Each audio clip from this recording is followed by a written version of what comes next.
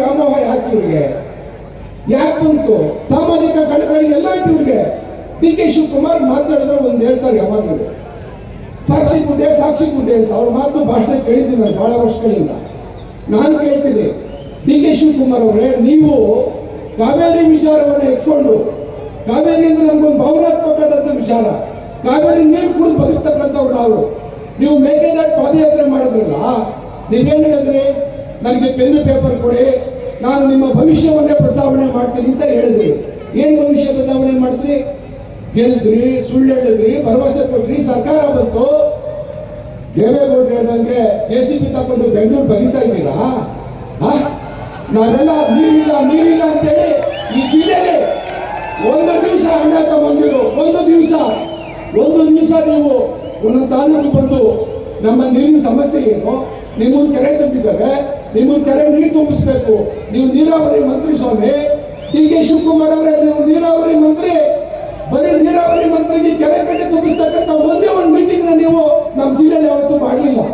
ನಮ್ಮ ತಾಲೂಕಲ್ಲಿ ಇವತ್ತು ಅಂತರ್ಜಲ ಕುಸಿತೋಗಿದೆ, ನಮ್ಮ ಜಿಲ್ಲೆಯಲ್ಲಿ ಇವತ್ತು ಬರಡು ಭೂಮಿ ಆಗ್ತಾ ಇದೆ, ನಮ್ಮ ಜಿಲ್ಲೆ ರೈತರ ಸಂಕಷ್ಟ ಕೇಳಕ್ಕಾಗ್ತಾ ಇಲ್ಲ, ನಮ್ಮ ಜಿಲ್ಲೆಯಲ್ಲಿ ಇವತ್ತು ವಿದ್ಯುತ್ ಸಮಸ್ಯೆ ರೈತರು ಕಾಡ್ತಾ ಇದೆ. ಆದ್ರೆ ನೀವೇನ್ ಮಾಡಿದ್ರಿ? ಗೆದ್ದ ಮೇಲೆ ಜಿಲ್ಲೆನೇ ಬಿಟ್ಬಿಟ್ಟು ಬೆಂಗಳೂರು ಸೇರ್ಕೊಂಡ್ರಿ. ಚುನಾವಣೆ ಬಂದು ಇವತ್ತು ಅಣ್ಣ ತಮ್ಮದಿಬ್ಬರು ಯಾರ್ಯಾರು ಪರ್ಚೇಸ್ ಮಾಡ್ಬೋದು, ಯಾವ್ಯಾವ ತಾಲೂಕಲ್ಲಿ ಏನೇನು ವೀಕ್ನೆಸ್ ಇದೆ, ರಾಜಕೀಯವಾಗಿ ಹೆಂಗ್ ನಾವು ಲಾಭ ಪಡಿಬೋದು ಅಂತ ಯೋಚನೆ ಮಾಡ್ತಿದ್ದೀರಲ್ಲ. ಈ ಸಾರಿ ಯಾವುದೇ ಕಾರಣಕ್ಕೂ ಡಿ ಕೆ ಸುರೇಶ್ ಅವರು 100 ಭಾಗ ಈ ಚುನಾವಣೆಯಲ್ಲಿ ಗೆಲ್ಲೋದಿಲ್ಲ.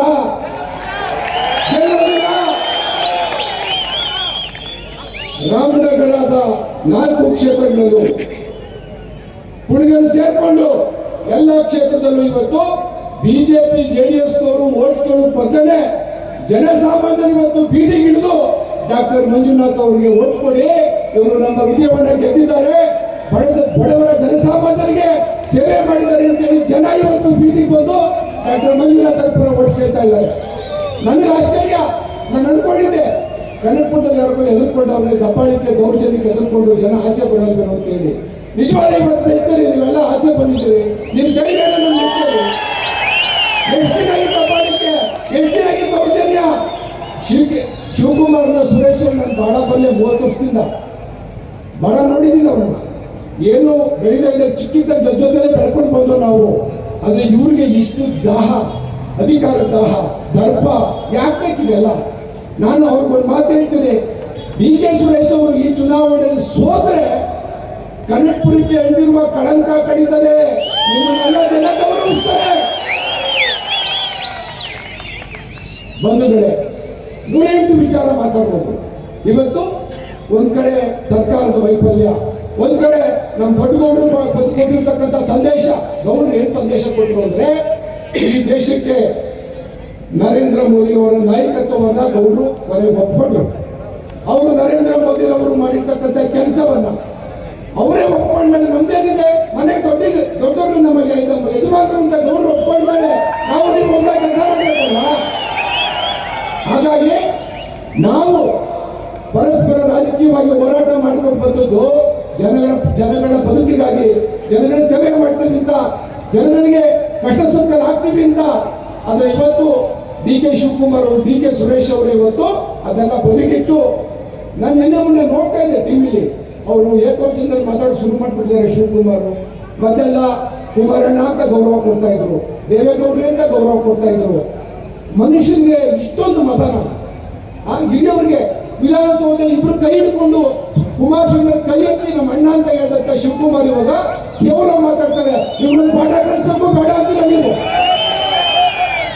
ಇವತ್ತು ಇದಕ್ಕೆಲ್ಲ ಈ ಜಿಲ್ಲೆಯ ಜನ ತೀರ್ಮಾನ ಮಾಡಿದ್ದಾರೆ.